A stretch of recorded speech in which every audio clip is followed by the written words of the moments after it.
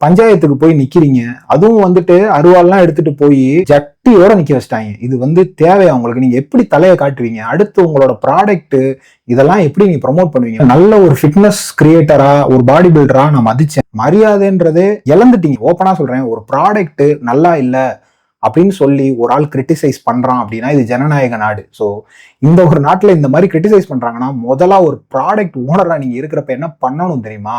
அந்த ப்ராடக்ட்ல உள்ள பிரச்சனைகளை சரி பண்ணணும். அதை விட்டுப்புட்டு மிரட்டுறது, அடிதடி பண்ணலன்னு சொல்லி போய் அசுரன் படம் தனுஷ் மாதிரி நினைச்சுக்கிட்டு நீங்க போனீங்க, அங்க வடக்குறாங்க கதையாயிருச்சு. இப்ப வந்து போய் ஜட்டியோட உட்காந்து அவமானப்பட்டு நீங்க வந்து தலை காட்டவே முடியாத லெவலுக்கு வந்து இதாயிட்டீங்க. இன்னொன்னு, மீடியாஸ் அண்ட் அத்தாரிட்டி இதை வந்து கொஞ்சம் சீரியஸா எடுங்க.